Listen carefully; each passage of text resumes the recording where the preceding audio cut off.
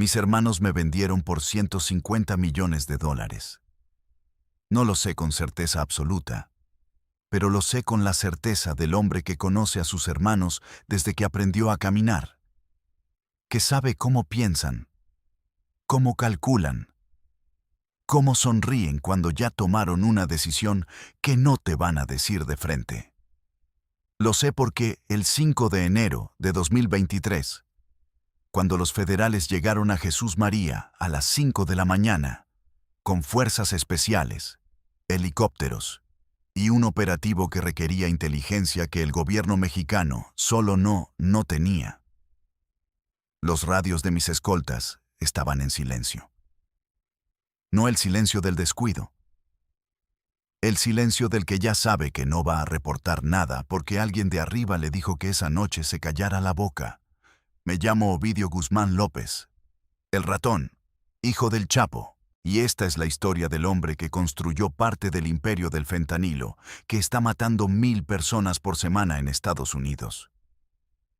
Que sobrevivió el Culiacanazo de 2019, cuando el presidente de México ordenó soltarme para no ver arder su país, y que terminó en una celda en Chicago no por la DEA, ni por la justicia americana, sino porque sus propios hermanos calcularon que entregarme era más barato que seguir protegiéndome.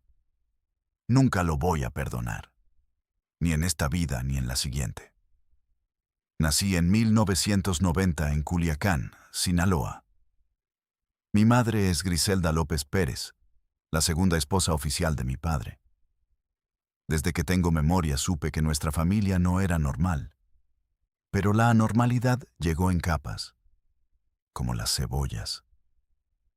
Al principio era solo el silencio que había cuando llegaban visitas de noche. Después fueron los hombres armados que dormían en el cuarto de atrás. Después, la escolta que nos llevaba a la escuela. Después el día en que un maestro me trató diferente, con ese miedo educado que solo produce el apellido de alguien que puede hacerte desaparecer si se le antoja. Tenía 8 años cuando entendí que mi papá no era un comerciante, como decía mi mamá cuando preguntaban. Tenía 12 cuando entendí qué era exactamente. Y tenía 14 cuando mi papá me sentó en una sala de seguridad en Culiacán y me dijo, mirándome fijo a los ojos, que en esta vida solo hay 2 tipos de hombres, los que mandan y los que obedecen, y que en esta familia no se nace para obedecer. El problema era que yo no era el primogénito. Iván Archibaldo, hijo de la primera esposa de mi padre, Alejandrina María Salazar, me llevaba varios años. Alfredo también. Ellos ya estaban metidos en el negocio cuando yo todavía usaba uniformes de la secundaria. Y entre Iván y yo había una diferencia que el dinero nunca pudo comprar. Él nació sintiéndose el heredero, el príncipe, el que iba a heredar el trono. Yo nací sabiendo que el trono ya tenía dueño y que si quería un lugar en esta historia, tendría que ganármelo con algo que Iván no tuviera. Iván tenía fuerza, tenía carácter, tenía el apellido con la actitud de quien lo lleva como corona. Yo tenía cabeza. Y en el negocio más grande del mundo, la cabeza vale más que la corona cuando sabes usarla. Mi hermano Joaquín, el más chico, y yo crecimos juntos, más cercanos que con Iván y Alfredo. Joaquín era tranquilo, reservado, el que menos quería este mundo, pero que tampoco podía salirse. Con él sí hubo hermandad real. Con Iván y Alfredo siempre hubo una distancia que ellos mismos construyeron, un muro invisible que separaba a los hijos de la primera esposa de los hijos de la segunda. En las reuniones de familia eso se sentía como electricidad estática, presente siempre, invisible pero capaz de electrocutarte si te acercabas demasiado. Mi padre intentó equilibrar eso a su manera, que no era la manera sentimental de un padre normal. Mi padre equilibraba con encargos. Si Iván manejaba tal plaza, a mí me daba tal ruta. Si Alfredo supervisaba tal cosa, a mí me ponía a cargo de tal otra. Era su forma de decir que todos teníamos valor. pero sin decirlo en palabras. Porque ese hombre nunca habló de sentimientos. Mi padre hablaba en acciones, en responsabilidades, en confianza demostrada con resultados. El día que me dio mi primer encargo real, a los 18 años, supe que era su forma de decirme que contaba conmigo. Eso me bastó. Eso me llevó a hacer todo lo que hice después. El primer encargo real fue coordinar el paso de un cargamento de cristal por la frontera de Sonora con Arizona. No era el jefe de la operación, era el coordinador logístico, el que tenía que asegurarse de que los puntos de paso estuvieran limpios, que los contactos del lado gringo estuvieran listos, que los vehículos no llamaran la atención.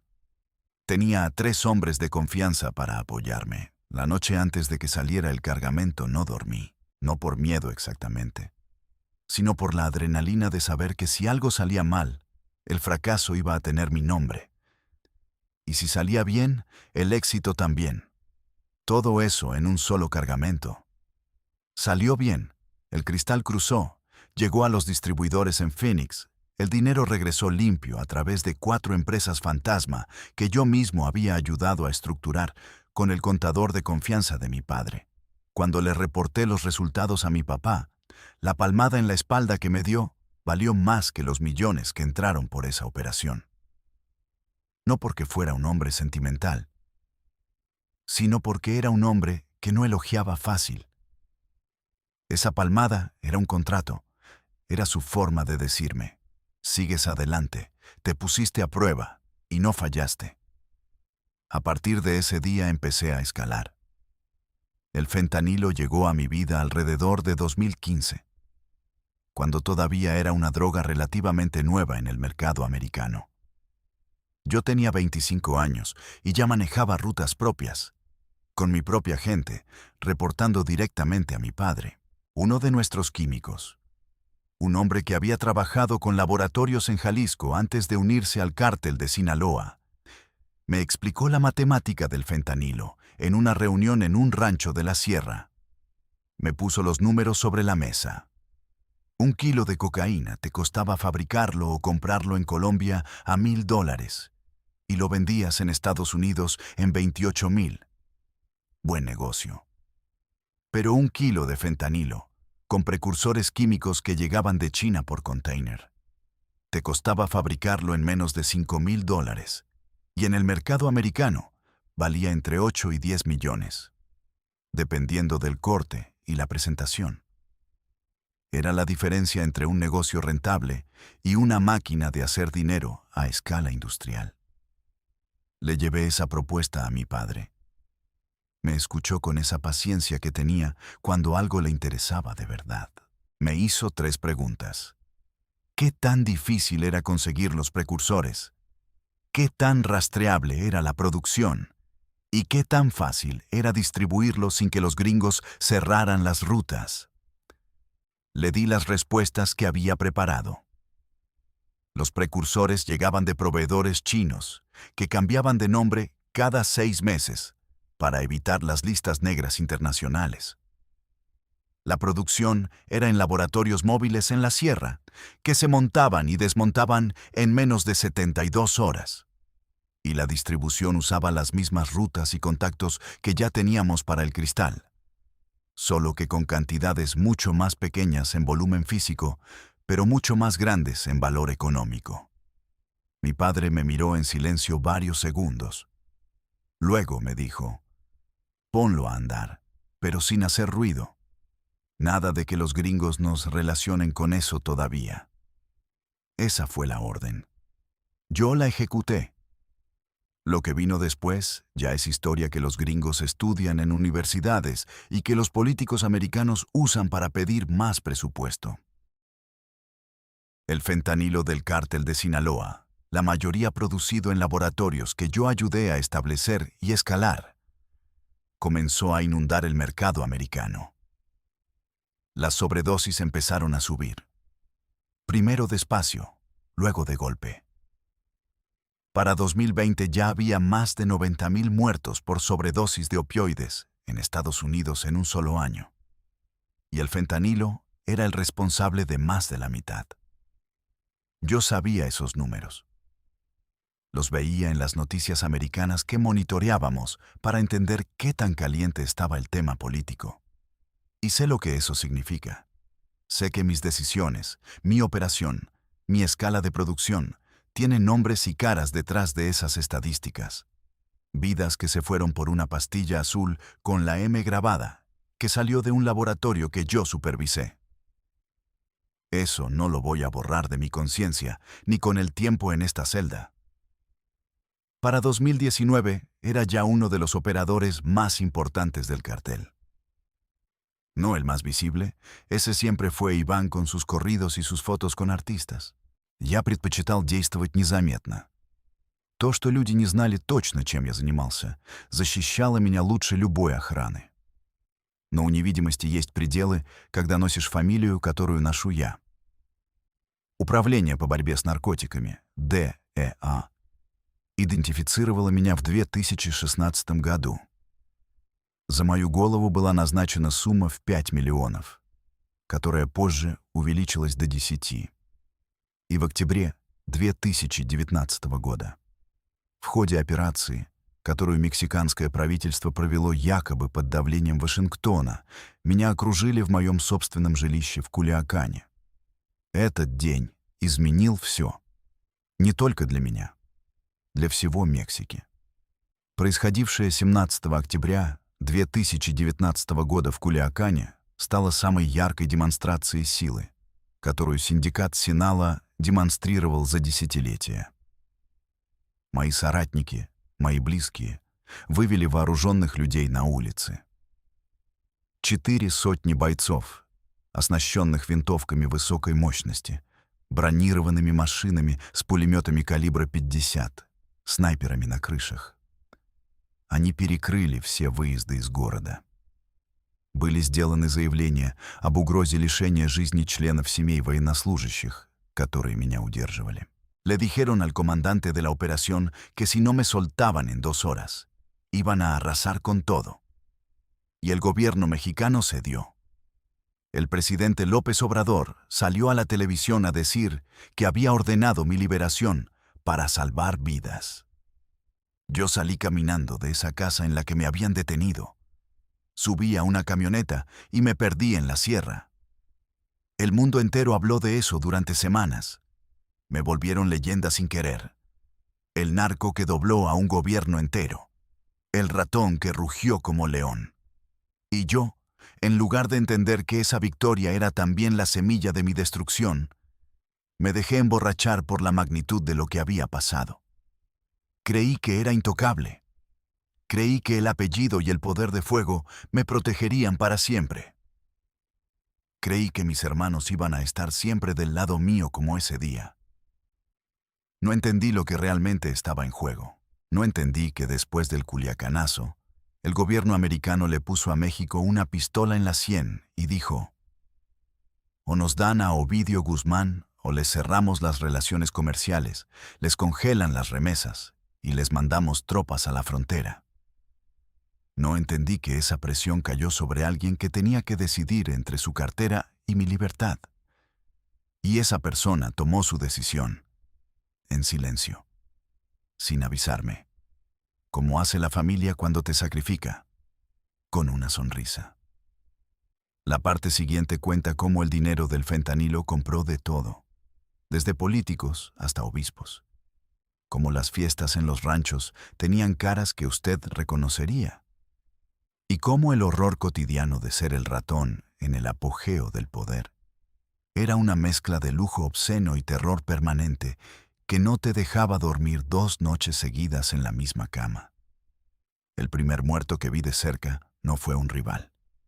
No fue un traidor encintado en la brecha. Fue un contador. Un hombre de 42 años, con lentes de armazón gruesa y una libreta de espiral, donde anotaba columnas de números en un código que solo él entendía. Se llamaba Ernesto, aunque ese no era su nombre real, porque en el negocio nadie usa su nombre real después del primer año. Ernesto llevaba 8 años lavando dinero para el cartel a través de empresas de construcción en Sonora y de una cadena de farmacias en Sinaloa que vendía medicamentos legales de día y era bodega de precursores de noche. Lo encontraron hablando con un hombre que no debía. No era federal, no era de la DEA. Era un contador rival que trabajaba para los Beltrán Leiva y que quería la libreta con los códigos. Ernesto dijo que no había hablado de nada importante, pero la libreta tenía rayaduras nuevas, como si alguien hubiera copiado páginas. Mi padre me llamó. Me dijo, «Tú lo pusiste, tú lo resuelves». Tenía 20 años. Fui a la casa de seguridad donde tenían a Ernesto. Lo vi sentado en una silla, con las manos atadas, sudando en un cuarto sin ventanas. Me miró con esa cara de hombre que sabe que ya no hay salida, pero que todavía mantiene la esperanza de que el joven al que conoce desde niño no va a cruzar esa línea. Le pregunté qué había pasado. Me dijo que nada. Le pregunté de nuevo. Me dijo que nada. Le di la orden al hombre que estaba detrás de él. No jalé el gatillo yo, pero di la orden. Y cuando salí de ese cuarto, supe que ya había cruzado la línea que no tiene regreso. No sentí el arrepentimiento que las películas te dicen que debes sentir. Sentí el peso. Un peso específico, silencioso, que se instala en algún lugar entre el pecho y el estómago y que nunca se va del todo. No importa cuántos años pasen, ni cuántos relojes de oro te pongas encima para taparlo. Ese peso se fue acumulando con los años. No voy a mentir diciendo que cada orden que di me costó lo mismo que la primera. El ser humano se adapta a todo, incluso al horror, especialmente cuando el horror está normalizado a tu alrededor. Cuando los hombres que te rodean hablan de un levantón con la misma frialdad con que hablan del clima o del partido del domingo. La brutalización no llega de golpe, llega en capas. Primero toleras lo que antes te hubiera impactado. Luego participas en lo que antes solo tolerabas. Luego ordenas lo que antes solo hacías. Y al final ya no recuerdas exactamente dónde estaba la línea que cruzaste, porque el suelo donde estás parado es todo líneas cruzadas. El ascenso fue real y fue rápido. Para cuando tenía 23 años, ya manejaba mi propia estructura dentro del cartel, con mis propios hombres, mis propias rutas, mi propia cadena de mando. No estaba bajo la sombra de Iván, aunque él quisiera que lo estuviera. Tenía acceso directo a mi padre cuando necesitaba reportar o pedir. Esa línea directa era mi activo más valioso y también la fuente principal de los celos que Iván nunca pudo esconder del todo. Me acuerdo de una reunión en un rancho de la sierra, cerca de Badiraguato, donde mi padre estaba revisando los reportes de las distintas operaciones.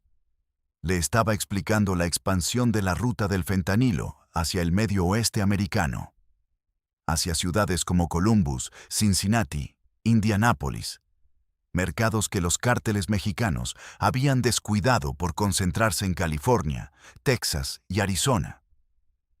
Iván estaba sentado a un lado, escuchando, y cada vez que yo hablaba y mi padre asentía, yo podía ver en la mandíbula de Iván la tensión de alguien que está apretando los dientes para no decir lo que está pensando.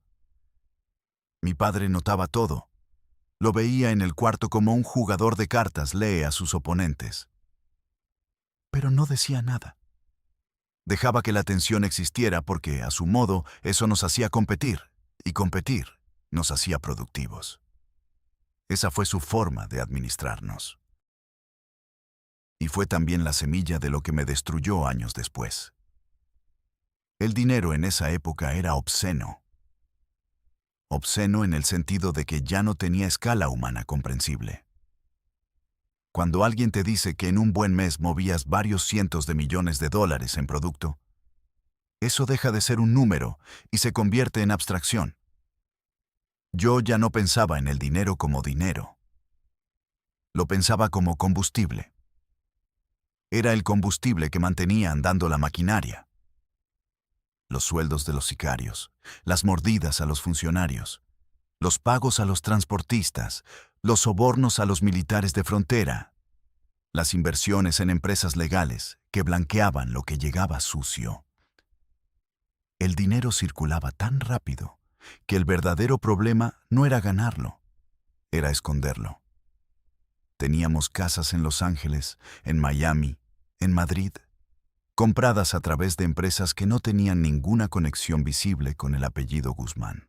Teníamos ranchos en Sinaloa, Sonora y Durango, registrados a nombre de prestanombres, que eran primos lejanos, compadres de confianza, empleados que firmaban lo que les poníamos enfrente a cambio de un sueldo mensual y la garantía de que nadie los iba a tocar mientras fueran leales. El lujo tenía una doble cara que nunca te cuentan en los corridos. Por un lado, vivías en un nivel que la mayoría de los seres humanos no va a conocer nunca. Ropa de diseñador traída por avión desde Italia. Caballos de raza que costaban lo que una casa en Culiacán. Fiestas en ranchos donde los corridos te los cantaba el grupero de moda en una tarima privada a las 3 de la mañana. Mujeres que te buscaban como si fueras un imán, porque el dinero y el poder son el afrodisíaco más potente que existe, sin importar cuánto daño hagas o cuánto miedo generes.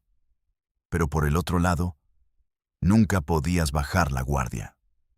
Nunca podías tomarte una cerveza en un bar público como cualquier hijo de vecino. Nunca podías caminar por una calle concurrida sin tener 4 hombres a tu alrededor, contando cabezas y revisando ventanas. Nunca podías poner a tus hijos en una escuela normal, sin que eso fuera también una vulnerabilidad táctica. Vivías blindado por fuera y completamente expuesto por dentro, porque el peligro real nunca venía de afuera, como aprendí demasiado tarde. Para el año 2018, el fentanilo ya era una crisis nacional en Estados Unidos, y el nombre del cártel de Sinaloa, que antes era asociado principalmente con cocaína y marihuana, empezó a aparecer en los discursos del Congreso americano como el responsable número 1 de la epidemia de opioides. Eso nos puso bajo una presión diferente, más política, más permanente. La DEA dejó de tratarnos como el problema de narcóticos de siempre y empezó a manejarnos como una amenaza de seguridad nacional. Eso es una distinción que importa, porque cuando eres un problema de narcóticos, te combaten con policías y agentes. Cuando eres una amenaza de seguridad nacional, te combaten con inteligencia de Estado, con satélites, con operaciones encubiertas, que tienen presupuestos que no aparecen en ningún documento público. En ese periodo, tuve la reunión más importante y más peligrosa de mi vida. No voy a decir exactamente dónde, ni exactamente con quién, en todos sus detalles, porque eso me mete en problemas que van más allá de lo que ya tengo. Lo que sí voy a decir es que en esa reunión había gente que usted conoce. Gente que en ese momento tenía cargos en el gobierno mexicano con responsabilidades directas en seguridad y en la relación bilateral con Estados Unidos. Gente que llegó sin escolta oficial, en vehículos sin placas de gobierno, vestida de civil, a un rancho en las afueras de una ciudad que no voy a nombrar. Llegaron a negociar, no a amenazarnos ni a ofrecernos rendición, a negociar. La propuesta era específica. El gobierno mexicano necesitaba mostrarle a Washington resultados visibles en el combate al fentanilo. No desmantelar el cartel, eso era imposible, y todos en esa habitación lo sabíamos. Solo resultados visibles. Confiscaciones espectaculares de laboratorios que ya no usáramos. Detenciones de operadores de rango medio que ya habían sido quemados de todas formas. Anuncios de operativos que se coordinaran con anticipación para que nadie importante cayera. A cambio, la presión sobre las rutas principales se iba a aliviar durante 6 meses, con posibilidad de renovación.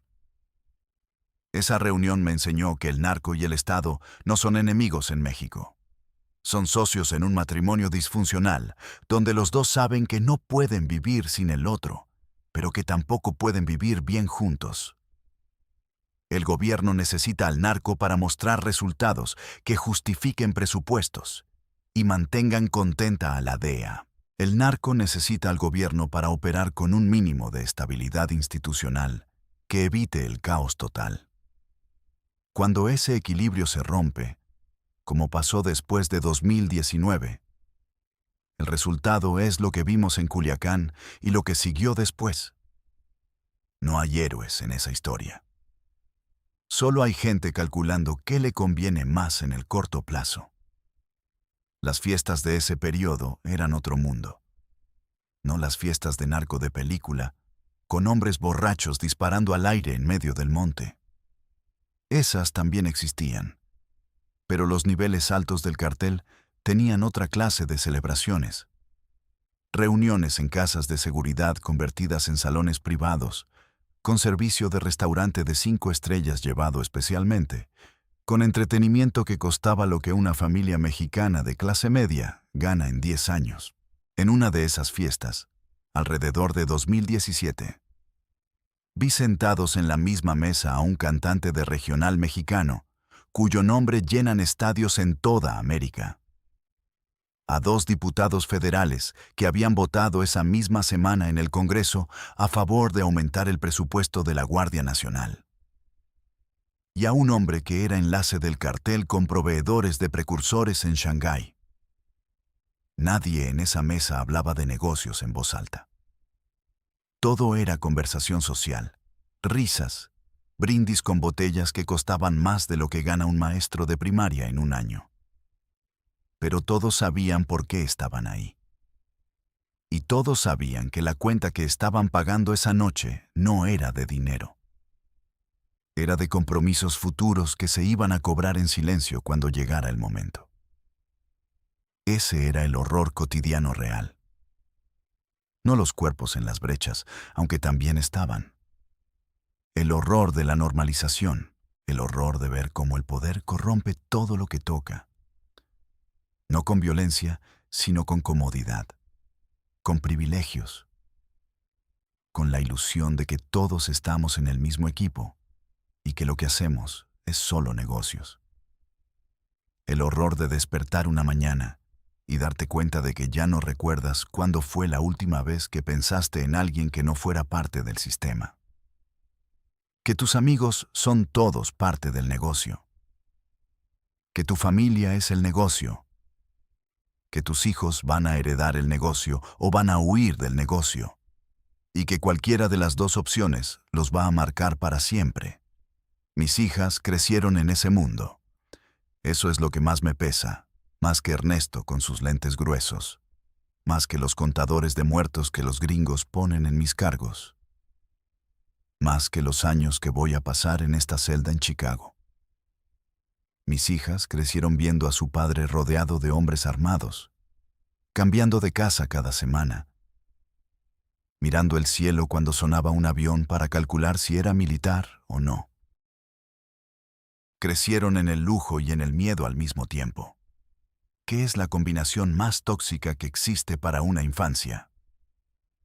Y cuando llegó el culiacanazo de 2019, cuando los federales me pusieron de rodillas frente a ellas antes de que las sacaran del cuarto, eso sí lo vi en sus caras. El miedo real. No el miedo aprendido de crecer rodeado de escoltas, sino el miedo de ver a tu padre indefenso, de rodillas, con un rifle apuntándole a la cabeza. Ese miedo en los ojos de mis hijas es el único momento en todos estos años en que sentí vergüenza genuina. No arrepentimiento del negocio, sino vergüenza de haberlas puesto en esa posición. El culiacanazo me salvó y me condenó al mismo tiempo. Me salvó porque salí libre. Me condenó porque le puso a mi cabeza un precio que antes era tolerable y después de ese día se volvió insostenible para todo mundo. Los gringos no podían aceptar que un presidente mexicano ordenara liberar a alguien de mi perfil por presión armada. Eso era una humillación pública que necesitaban vengar institucionalmente. La presión sobre México se multiplicó después de octubre de 2019. Y esa presión cayó sobre una estructura, el Cártel de Sinaloa, que ya tenía sus propias fracturas internas. Fracturas que yo no vi con suficiente claridad hasta que fue demasiado tarde. Fracturas entre Iván y yo, acumuladas en años de competencia silenciosa y sonrisas de fachada. Fracturas entre los Chapitos y el Mayo Zambada, el viejo socio de mi padre que nunca aceptó del todo que los hijos del Chapo tomaran el control después de la caída de nuestro padre. Y fracturas dentro de mí mismo. Porque para 2022 yo ya sabía que el equilibrio no iba a durar, que alguien iba a caer, y que en el juego de la silla musical que se estaba armando, yo era el que tenía menos sillas guardadas. Lo que vino después, la traición, la entrega, la celda en Chicago, lo cuento en la siguiente parte. Pero antes de llegar a eso, hay que entender una cosa. Nadie te vende de la noche a la mañana. La venta de un hermano se prepara durante meses. Se construye con pequeñas ausencias, con reuniones a las que de repente ya no te invitan, con decisiones que se toman sin consultarte, aunque sean de tu área. La venta empieza mucho antes de que lleguen las esposas. Empieza cuando alguien en tu propia familia decide en silencio que tu precio es más conveniente que tu presencia. Eso fue lo que pasó. Y lo cuento todo, sin proteger a nadie. Hubo una noche en 2021 que resume mejor que cualquier otra lo que era el horror cotidiano de vivir en el centro del imperio. Estábamos en un rancho de Badiraguato, en la sierra, en una reunión que en papel era de coordinación logística entre las distintas células del cartel, pero que en la práctica era una demostración de poder interno, de quién mandaba qué y sobre quién. Había hombres de Iván, hombres míos, gente de El Mayo que llegó con su propia escolta y se sentó en el lado opuesto de la mesa, con esa frialdad calculada que los viejos del negocio usan para decirte sin palabras que no te tienen miedo. Había también dos hombres que yo no conocía, presentados vagamente como gente de apoyo logístico, que después de la reunión resultaron ser contactos de un cartel centroamericano que quería usar nuestras rutas para mover un producto diferente al nuestro. La conversación duró 6 horas. Bebimos, comimos, hablamos de números, de rutas, de porcentajes. Y en algún momento de esa noche, alrededor de las 2 de la mañana, uno de los hombres de Iván sacó un teléfono y puso en la mesa un video que nadie había pedido ver. Era un interrogatorio. Un hombre amarrado a una silla, encintado de los tobillos, con la cara en un estado que ya no parecía cara humana, respondiendo preguntas sobre una filtración de información hacia la DEA. No voy a describir el resto del video porque no es necesario. Lo que importa es que nadie en esa mesa apartó la vista. Nadie dijo nada. Todos miramos como si estuviéramos viendo un reporte de ventas. Eso es lo que te hace el negocio si te quedas suficiente tiempo. Te convierte en alguien para quien la peor violencia imaginable es solo información operativa. El encintado del video era un hombre que había trabajado en nuestra estructura durante 4 años. Tenía familia en Culiacán, esposa, 3 hijos en la primaria. Había empezado a pasarle información a la DEA, pequeña al principio. La clase de información que parece inofensiva, pero que en manos de analistas profesionales arma un rompecabezas muy peligroso. Lo detectamos a través de un contraespionaje que habíamos desarrollado después del Culiacanazo, cuando quedó claro que teníamos más filtraciones de las que creíamos. El sistema era simple pero efectivo. Información falsa pero específica, distribuida en versiones ligeramente diferentes a distintos nodos de la red. Cuando esa información aparecía en documentos de la DEA que conseguíamos a través de funcionarios corruptos dentro del gobierno mexicano, la versión específica nos decía exactamente quién había hablado. Era el mismo método que los servicios de inteligencia usan para cazar espías en sus propias filas. Lo aprendimos de alguien que había trabajado para el gobierno antes de trabajar para nosotros. Eso también era parte del horror cotidiano. Que la línea entre el Estado y el cartel era tan porosa que constantemente importábamos metodología de un lado al otro. La corrupción que administraba en ese periodo tenía una escala que justifica todo lo que los americanos dicen sobre México, aunque les moleste escucharlo. No estoy hablando de mordidas a policías municipales. Eso era tan cotidiano que ni se registraba. Hablo de pagos mensuales fijos a funcionarios de rango medio y alto en la Secretaría de la Defensa, en la Guardia Nacional, en la Fiscalía General de la República, en el Servicio de Administración Tributaria. Pagos que se hacían con la puntualidad de un salario corporativo, depositados en cuentas en Panamá, en Belice, en algunos casos en bancos americanos, a través de empresas de bienes raíces en Miami y en Houston. Yo no administraba todos esos pagos directamente. Tenía gente para eso. Pero conocía la lista. Sé los nombres. Sé los montos. Sé las fechas. Eso es parte de lo que el gobierno americano quiere que diga en el juicio que me espera. Y parte de lo que me mantiene con vida mientras mis hermanos están sueltos. Porque mientras yo tenga información que ellos no quieren que salga, soy más útil vivo que muerto.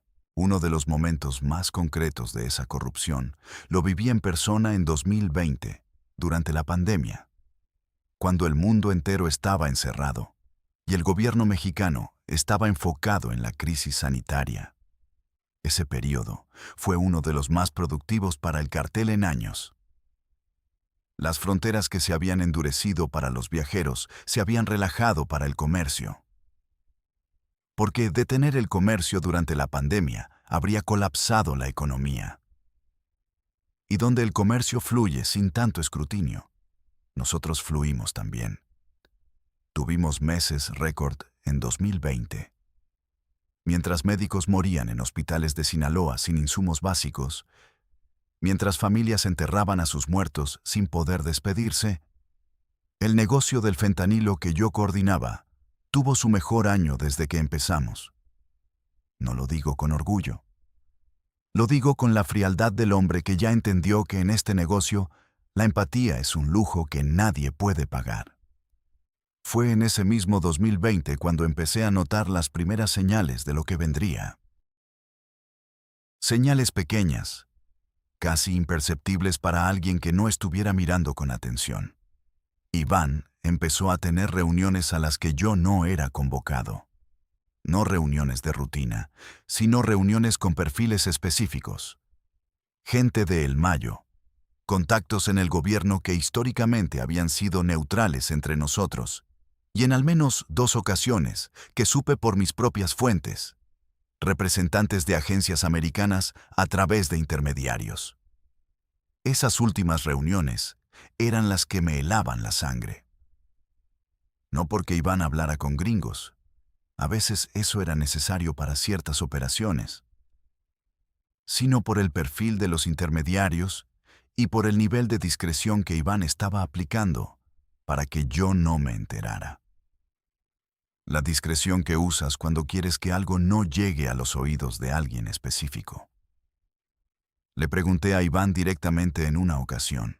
Le pregunté en el rancho, de noche, cuando los demás se habían retirado y quedábamos solo él, yo y una botella de whisky escocés, que ninguno de los dos estaba realmente bebiendo. Le pregunté qué estaba moviendo con los contactos que me habían reportado.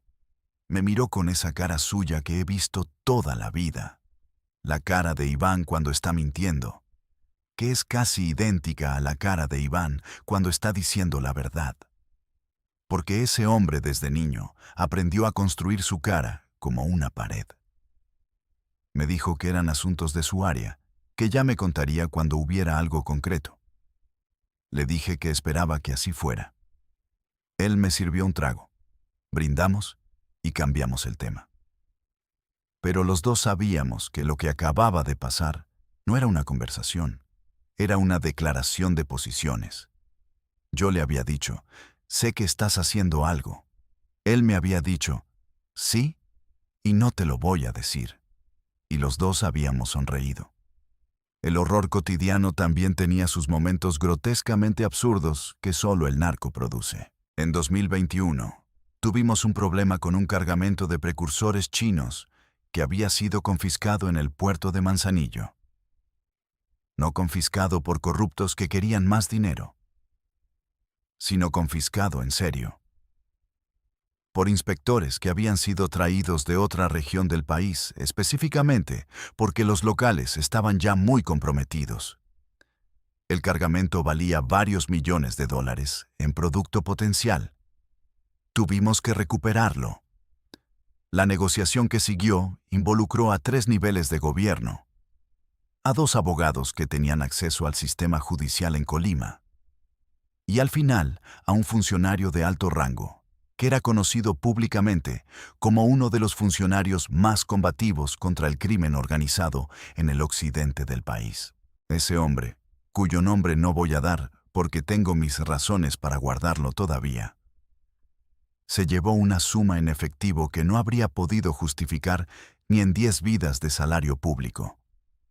Y el cargamento apareció misteriosamente reclasificado en los registros del puerto como material industrial legítimo con documentación en regla.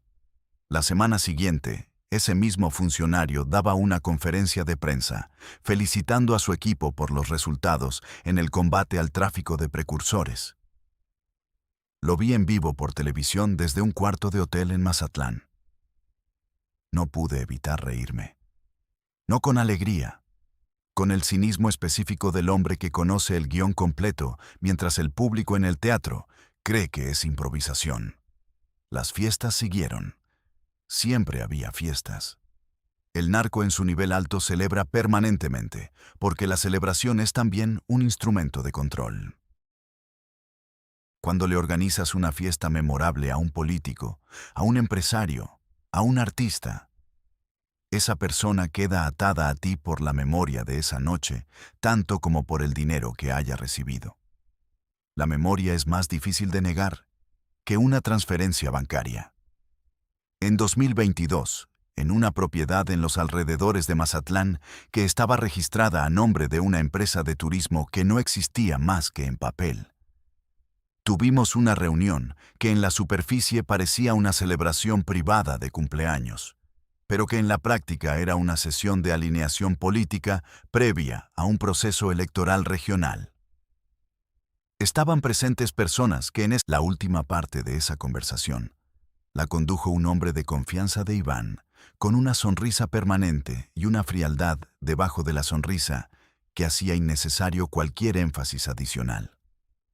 Todos en la sala entendieron que los compromisos eran permanentes. Pero en esa misma reunión de 2022 pasó algo que en el momento me pareció menor y que después, mirando en retrospectiva, fue una de las señales más claras de lo que se estaba construyendo en mi contra. Iván tuvo una conversación aparte, en el jardín, con uno de los asistentes que yo no reconocía, un hombre de traje que había llegado en el último vehículo sin presentarse a nadie más. La conversación duró quizás 10 minutos. Iván estaba serio, más serio de lo que el contexto de la reunión requería. Cuando volvió a entrar a la sala, me miró un segundo antes de mirar a cualquier otro en el cuarto. Fue una fracción de segundo, pero fue suficiente para que algo en mí, ese instinto que se desarrolla después de años en el negocio, enviara una señal de alerta que apagué rápido, porque no quería procesar lo que me estaba diciendo. No la apagué del todo. La apagué lo suficiente para seguir funcionando esa noche. Pero quedó encendida en algún rincón, como esas luces piloto que no ves durante el día pero que están ahí cuando se hace oscuro. Y a finales de 2022, cuando la oscuridad empezó a caer de verdad, esa luz piloto se convirtió en el único faro que me quedaba. Mis propias fuentes dentro de la estructura, personas leales a mí directamente y no a la marca general de los chapitos, empezaron a reportarme cosas que no cuadraban. movimientos de dinero que salían de cuentas comunes, sin pasar por los canales habituales de decisión, conversaciones entre operadores de Iván y personas que no tenían ningún negocio con el cartel, pero que tenían mucho negocio con ciertas instancias del gobierno americano, y una serie de encuentros entre un abogado mexicano con oficinas en Ciudad de México y contactos documentados con la DEA y el Departamento de Justicia de Estados Unidos, con intermediarios que tenían conexión directa con la estructura de Iván. Lo que esos reportes describían, si los ponías todos juntos sobre la mesa y los leías como lo que eran, era la arquitectura de una negociación. Una negociación entre Iván Archibaldo Guzmán Salazar y las autoridades americanas. Una negociación cuyo objeto de cambio era yo. No lo quería creer. No porque la idea de que Iván me traicionara fuera imposible. La posibilidad siempre había existido y ambos lo sabíamos. Sino porque creerlo significaba activar una respuesta que iba a fracturar definitivamente lo que quedaba de familia y de estructura. Y porque una parte de mí todavía guardaba la memoria del hombre que en 2019 quemó Culiacán para sacarme libre. Pero la memoria es una trampa. La memoria te dice que el hombre que quemó una ciudad por ti era el mismo que ahora te estaba vendiendo. Y lo que la inteligencia te dice, cuando logras escucharla sin que la memoria la tape, es que esos dos actos no se contradicen. El hombre que quemó Culiacán lo hizo cuando convenía. El hombre que me vendió lo hizo cuando convenía. La diferencia no está en la persona, sino en el cálculo. Y el cálculo de 2019 decía que soltarme era más rentable que perderme. El cálculo de 2022 decía que entregarme era más rentable que seguir protegiéndome. Ese es el negocio. Esa es la familia. Y eso es lo que la parte 4 va a describir con todo el detalle que merece. Los días finales antes del 5 de enero. Las señales que ignoré. El operativo que llegó en silencio. Y el momento exacto en que entendí, con los federales encima y los radios apagados, que el silencio no era descuido. Era el sonido de mis hermanos cobrando lo que habían vendido. El mes de diciembre de 2022 fue el mes más largo de mi vida, no porque pasara algo dramático de golpe, sino porque fue el mes donde todas las señales que había estado ignorando durante un año se juntaron con una densidad que ya no podía dispersar con excusas ni con el ruido del negocio diario. Diciembre en Sinaloa siempre fue el mes de las fiestas, de los regresos a los ranchos de la sierra, de las reuniones familiares, donde el apellido Guzmán se sentaba junto en una misma mesa y simulaba que era una familia normal que celebraba diciembre normal. Ese año la simulación se cayó. No de golpe. No con un pleito, ni con una confrontación. Se cayó con el silencio específico que ya mencioné antes. El silencio de Iván. El silencio de las reuniones a las que ya no era convocado. El silencio de los radios cuando debían estar activos. Y el silencio más revelador de todos. El de mi padre desde su celda en el ADX Florence, en Colorado, donde está sepultado en vida sin contacto real con nadie de la familia desde hace años. Ese silencio que normalmente se llenaba con mensajes que llegaban por canales que no voy a describir. De repente se puso más espeso, más hermético, como si alguien hubiera cerrado también esa válvula. El 15 de diciembre de 2022 tuve la última conversación real con Iván. Real en el sentido de que fue la última en que ambos hablamos de algo que importaba, aunque ninguno de los dos lo nombrara directamente. Estábamos en un rancho cerca de Guamúchil, en Sinaloa. Era de noche. Los demás se habían retirado. Iván estaba tomando una cerveza con esa parsimonia suya que siempre me pareció más calculada que relajada. Me habló de los negocios en términos generales, de las presiones del lado americano, de cómo el tema del fentanilo se había convertido en el centro de la narrativa política en Estados Unidos, con las elecciones de medio término que acababan de pasar, y con el ambiente que se estaba preparando para 2024.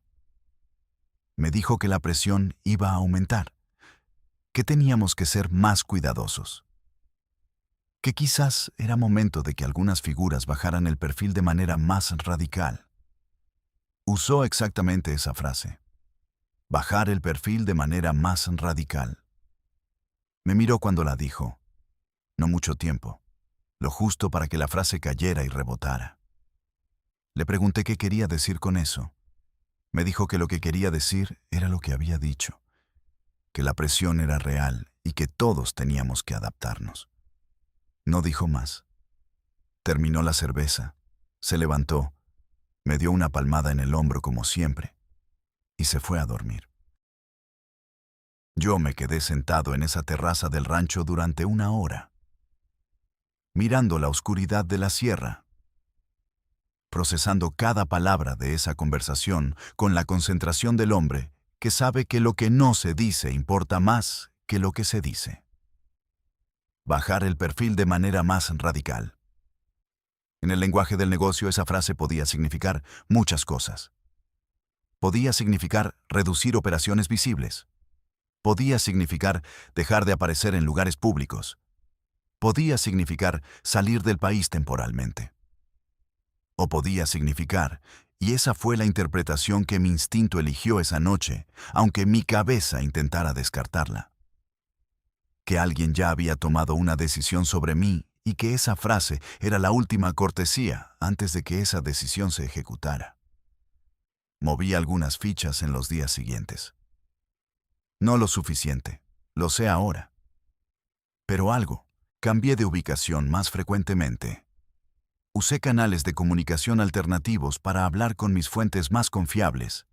Pedí reportes específicos sobre movimientos de inteligencia en la zona de Jesús María, donde tenía mi base principal en ese periodo. Los reportes que llegaron en la última semana de diciembre eran contradictorios. Unos decían que no había actividad inusual. Otros, los de dos fuentes que eran independientes entre sí y que raramente se equivocaban en sus lecturas, decían que había habido reuniones de coordinación entre unidades de fuerzas especiales en Culiacán, que no correspondían a ninguna operación programada en la zona. Eso era una señal técnica concreta. Las fuerzas especiales no se coordinan para hacer ejercicios de rutina en diciembre. Cuando se coordinan en diciembre, es porque algo está planificado para después de las fiestas, cuando la guardia baja y los hombres están dispersos después de las celebraciones. Le reporté esa lectura a Alfredo, el otro hermano, al que durante años había considerado el más neutral de los dos en la dinámica entre Iván y yo. Alfredo me escuchó. Me dijo que lo iba a revisar. No lo revisó. O lo revisó y no me dijo nada. Esa diferencia entre un hermano que no revisó y uno que revisó y cayó es una diferencia que en ese momento no pude determinar. Hoy tampoco lo sé con certeza. Lo que sé es que Alfredo tampoco activó nada para avisarme, para protegerme, para hacer lo que los hermanos hacen cuando un operativo se acerca y el que está en el centro no lo sabe. No hizo nada. Y en el negocio, no hacer nada cuando tienes información y tienes posición para actuar es una forma de acción. La omisión es una decisión. El 1 de enero de 2023, pasé el año nuevo en Jesús María, con mis hombres de confianza y con parte de mi familia. No fue una celebración grande, fue una noche relativamente tranquila, con música en voz baja, comida del rancho, los muchachos en sus posiciones, con una rutina que yo mismo había diseñado para ese tipo de periodos. Todo parecía normal. Pero el 2 de enero noté algo que en el momento catalogué como una anomalía menor. Dos de los hombres que habitualmente formaban parte de mi escolta cercana no se reportaron para su turno. Me dijeron que estaban enfermos. Uno de los dos había estado en una boda el día anterior, así que era plausible. Pero los dos al mismo tiempo, en el mismo periodo de guardia, Era una coincidencia que debía haber procesado con más seriedad de la que le di. El 3 y el 4 de enero siguieron transcurriendo sin incidentes. La vida del rancho en su ritmo habitual. Los informes de mis observadores en los accesos a la zona decían que no había movimiento inusual de vehículos oficiales en los caminos principales. Lo que no me informaron, porque no lo sabían o porque alguien les había indicado que no lo reportaran, era que las fuerzas especiales no se mueven por los caminos principales cuando van a ejecutar una captura de alto perfil. Se mueven por los caminos que los informantes locales no cubren, por los accesos secundarios que solo conocen con inteligencia de terreno construida durante semanas, con apoyo de drones y de gente colocada de manera discreta en la zona, con anticipación suficiente para que parezca parte del paisaje normal. La madrugada del 5 de enero llegó con el frío de la sierra en enero, que es un frío diferente al de la ciudad. Más seco, más directo. El tipo de frío que te despierta si estás dormido cerca de una ventana. Yo no estaba dormido. Rara vez dormía más de 4 horas en ese período. Estaba en la habitación principal del rancho, revisando reportes en un dispositivo encriptado, cuando el primer radio que debía estar activo se quedó en silencio. No fue inmediato, fue progresivo. Primero el del perímetro exterior, luego el del acceso norte, luego el del puesto de observación que teníamos en el cerro que dominaba la entrada principal. Ese silencio progresivo, que duró menos de 4 minutos en total, fue la secuencia más elocuente de mi vida. No era interferencia técnica. No era un problema de batería simultáneo en 3 posiciones diferentes. Era una operación de supresión de comunicaciones ejecutada con la precisión que eso requiere cuando lo hace gente que sabe lo que hace. Grité a los hombres que estaban en la habitación de al lado. Los 2 que quedaban de guardia inmediata, porque los otros 2 seguían reportando enfermedad.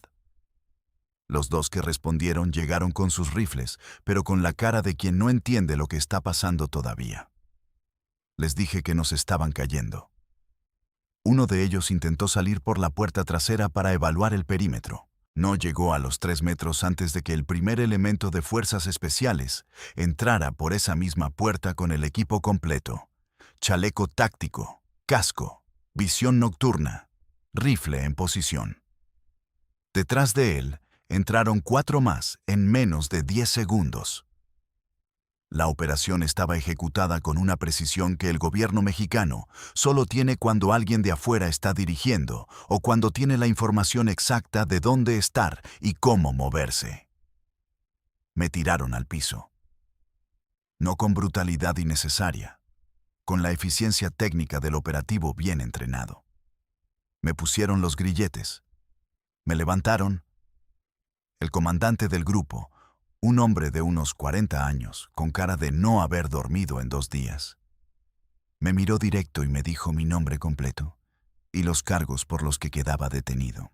Lo dijo en el tono que se usa cuando se recita algo que se ensayó muchas veces, porque así se hacen estas operaciones cuando son coordinadas con los americanos, todo documentado, todo en el protocolo correcto para que el expediente de extradición no tenga fisuras.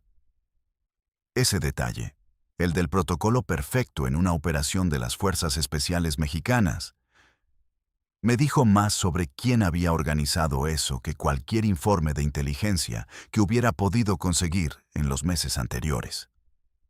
En el helicóptero que me sacó de Jesús María, con los grilletes en las muñecas y los tobillos y una venda en los ojos durante los primeros 20 minutos del vuelo, tuve el tiempo y la quietud forzada para procesar lo que acababa de pasar con la claridad que solo produce la derrota completa. No la derrota de la batalla perdida donde todavía hay guerra. La derrota del juego de ajedrez donde ya no quedan movimientos. Procesé cada señal que había ignorado. La conversación de diciembre con Iván. El hombre de traje en la reunión de Mazatlán. Los 2 guardias enfermos el día anterior. Los radios silenciosos. El protocolo perfecto de la detención. Todo formaba una línea recta que apuntaba al mismo lugar. No a la DEA como origen de la operación, a una decisión tomada desde adentro del cártel de Sinaloa, desde la estructura de Iván, que había encontrado la manera de entregarme, de forma que pareciera un operativo independiente del gobierno mexicano, pero que en la práctica era el resultado de una negociación cuyo objeto había sido mi libertad. Llegué a la Ciudad de México en ese helicóptero y me trasladaron al altiplano, el mismo penal del que mi padre se había escapado en 2015. Estuve ahí 48 horas antes de que comenzara el proceso de extradición express que me mandó a Chicago, en menos tiempo del que cualquier abogado habría considerado posible bajo el derecho mexicano normal. Esa velocidad también me dijo algo. Обычно процедуры экстрадиции занимают месяцы, а иногда и годы судебных разбирательств и правовых обжалований. Моя же процедура завершилась в течение нескольких недель. Подобное ускорение не происходит, когда правительство Мексики препятствует экстрадиции. Напротив, это свидетельствует о его содействии. Правительство, столь оперативно способствующее экстрадиции, действует из-за наличия весьма конкретной мотивации, будь то политическая, экономическая, или же вследствие обещания, данного неким влиятельным лицом с американской стороны. Точные детали договоренностей Ивана, суммы, гарантии, конкретные обязательства по предоставлению иммунитета или снижению давления на его деловую активность. Эти аспекты мне неизвестны с той степенью уверенности, которая присуща участнику переговоров. Мне известно лишь то, что знает человек, знающий своего брата с момента его появления на свет, понимающий образ его мышления и приоритеты в его расчетах. Иван не предал меня ради материальной выгоды, хотя, безусловно, финансовые вопросы имели место. Он обменял меня на возможность выиграть время, por el tiempo que mi entrega le compra a su operación sin la presión máxima que la DEA estaba aplicando, por la posibilidad de operar con un poco menos de oxígeno quemándose encima mientras los americanos procesan el trofeo que les entregaron. En el negocio, el tiempo es el activo más valioso que existe, porque el tiempo es lo que necesitas para mover dinero, cambiar rutas, reorganizar estructuras, preparar el siguiente movimiento. Iván me vendió por tiempo para reorganizarse. Eso es todo. Eso fue lo que valió 33 años de ser su hermano. Esa es la traición que nunca voy a perdonar. No porque espere justicia. La justicia no existe en este negocio, ni en el que se supone que combate este negocio. No voy a perdonarlo porque el perdón requiere que quien traicionó reconozca lo que hizo.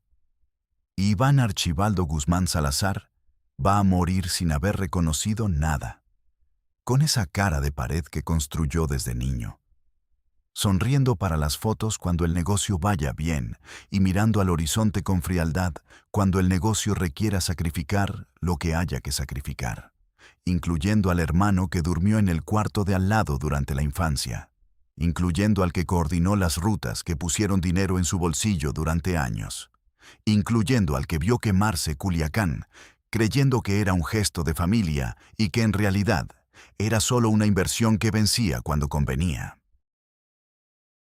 Заключительная часть этого признания описывает пребывание в федеральном изоляторе в Чикаго, когда твоя фамилия Гусман. Это происходит в период, когда Управление по борьбе с наркотиками желает получить показания о моей осведомленности в отношении фентанила и политических связей, которые я документировал на протяжении многих лет. В это время твои братья находятся на свободе, восстанавливая деятельность, используя твое задержание как своеобразное преимущество в переговорах с американской стороной. В этот момент единственным ценным активом остаются тайны, которые еще не раскрыты. Таких тайн немало.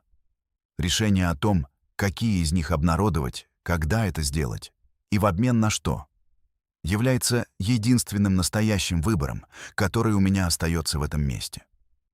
Это единственная форма влияния, которая доступна мыши. И именно это не дает покоя Ивану. хотя он никогда этого не признает. Январский холод Чикаго сильно отличается от прохлады горной местности Синалоа. Горный холод ощущается напрямую, предупреждает тебя. Он несет в себе ароматы природы и влажной почвы. El frío de Chicago entra por los huecos, por las rendijas, por los conductos de ventilación de una celda federal de máxima seguridad, donde la temperatura la controla alguien que nunca te ha visto la cara y que probablemente no sabe tu nombre, solo tu número de expediente. Llevo más de 2 años en el Metropolitan Correctional Center de Chicago y antes en instalaciones de tránsito que no voy a describir, porque describir las condiciones de tu detención cuando todavía estás negociando con los fiscales es regalarles información sobre tu estado mental que van a usar en tu contra. Lo que sí voy a decir es que 23 horas al día en una celda de 4 metros por 3, sin ventana al exterior, con luz artificial que nunca cambia de intensidad, te hace perder la noción del tiempo de una manera que ningún libro de psicología describe con exactitud. No sabes si es de día o de noche. No sabes si pasaron 4 horas o 12 desde la última vez que dormiste. El tiempo se convierte en una masa uniforme sin bordes, y esa uniformidad es la forma más sofisticada de tortura que existe, porque no deja marcas, y porque el que la aplica puede decir siempre que solo está siguiendo el protocolo de seguridad para detenidos de alto riesgo. Soy detenido de alto riesgo. Me lo dijeron el primer día con la terminología legal correcta. Como todo aquí, siempre la terminología legal correcta, siempre el protocolo en orden, siempre la forma que protege el expediente de cualquier recurso legal que mis abogados puedan intentar. Los abogados llegaron. No los que Iván habría mandado si Iván estuviera mandando abogados para mí, lo cual no está haciendo. Los que mi situación legal requería y que en parte pagué con activos que tenía en cuentas que los americanos no habían identificado todavía. Buenos abogados. Abogados que entienden el sistema federal americano con la profundidad que entenderlo requiere cuando el sistema federal americano tiene a tu cliente en una celda con cargos que suman varias cadenas perpetuas en papel. Me explicaron la situación con la claridad que los buenos abogados tienen cuando te la explican sin adornos, porque adornártela no te sirve. Los cargos incluyen tráfico de narcóticos, crimen organizado, lavado de dinero y participación en conspiración para importar fentanilo al territorio americano con conocimiento de causa y con intención de distribución masiva. En el sistema federal americano, con esos cargos y con la evidencia que tienen, el resultado de un juicio sin cooperación es matemático. Cadena perpetua. Sin posibilidad real de parole. El mismo destino de mi padre, pero sin el corrido que le escribieron. La cooperación es la única carta que tengo. Los fiscales del Departamento de Justicia lo saben. Mis abogados lo saben. Yo lo sé. Y Iván lo sabe, que es la razón por la que en estos 2 años no ha dormido tranquilo, aunque tampoco va a admitirlo nunca. La cooperación que los fiscales quieren de mí no es pequeña. No quieren que les cuente cómo operaban las rutas del fentanilo. Eso ya lo saben en gran parte por otros cooperantes y por años de inteligencia acumulada. Quieren los nombres. Los nombres de los funcionarios mexicanos que cobraron pagos documentables por proteger las operaciones del cártel de Sinaloa durante los años que yo coordiné. Quieren las fechas y los montos de los pagos a militares, a fiscales, a jueces, a políticos. Quieren la arquitectura de la corrupción institucional que hizo posible que el fentanilo inundara Estados Unidos mientras el gobierno mexicano decía en público que estaba combatiendo el problema. Eso es lo que quieren. Y yo tengo parte de eso. No todo, porque no estaba en todas las conversaciones ni en todas las reuniones, pero parte suficiente para que lo que pueda entregar sea material que destruya carreras, que abra investigaciones, que genere el tipo de titulares que los políticos americanos necesitan para sus campañas, y que los fiscales necesitan para sus expedientes históricos. El problema de cooperar no es la lealtad. La lealtad la perdí el 5 de enero de 2023, cuando los radios de mis escoltas estaban en silencio. El problema de cooperar es la supervivencia. Si entrego lo que sé y quedo identificado como cooperante activo, mis hermanos van a poner un precio sobre mi cabeza que va a llegar incluso dentro de este sistema penitenciario. Porque el dinero del cartel tiene una penetración en las instituciones americanas que los americanos no quieren admitir públicamente, pero que existe y que yo conozco de primera mano. Если я буду содействовать и останусь в живых, мне предложат сниженный срок, что приведет к моему освобождению в преклонном возрасте. Я буду включен в программу защиты свидетелей, что по сути означает исчезновение под своим именем из прежней истории. И начало новой жизни с нуля в каком-то безымянном месте этой страны. С чужой личностью. Смена фамилии Гусман на нейтральную и вымышленную биографию. Вот такое предложение. И на бумаге оно выглядит разумным для тех, кто не понимает, что эта фамилия означает, даже когда она разрушает. Эта фамилия — это часть меня. Лишить меня ее — это последний этап разрушения, начавшегося в день моего рождения, как младшего отпрыска самого разыскиваемого человека в мире. Мои дочери не навещают меня. Не потому, что они не хотят, а потому, что приближение ко мне в данный момент поставит их в нежелательное положение, которое я не могу им навязать. Каждое посещение фиксируется, анализируется y используется как рычаг давления в переговорах. Los fiscales americanos saben que las visitas de familia son el punto emocional más explotable en un detenido que está considerando cooperar. No voy a usar a mis hijas como variable en esa negociación. Ya pagaron demasiado por un apellido que no eligieron. Lo menos que puedo hacer desde esta celda es protegerlas de lo que queda de este proceso. Mi padre está en el IDX Florence, en Colorado, el penal que llaman La Tumba, donde están los presos que el sistema federal americano considera tan peligrosos que merecen el aislamiento más absoluto que existe dentro de los límites legales de lo que se puede hacer con un ser humano en este país. Mi padre lleva años sin contacto real con el mundo exterior. Yo llevo 2 años en condiciones que son difíciles, pero que comparadas con las suyas son relativamente humanas. Pienso en él con más frecuencia de la que pensé que lo haría. No con sentimentalismo, ese no es el lenguaje que ese hombre y yo compartimos nunca. Con la conexión específica del hijo que entiende ahora, desde adentro de un sistema que también lo tiene a él. Lo que debe haber sentido cuando las puertas del altiplano se cerraron detrás de él y entendió que las reglas del juego que había construido durante décadas ya no aplicaban. La diferencia es que a él lo entregaron los americanos con ayuda del gobierno mexicano. A mí me entregaron mis hermanos con ayuda del gobierno mexicano.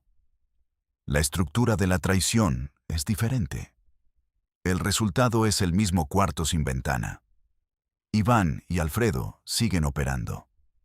Eso lo sé por lo que llega a través de los canales que todavía funcionan.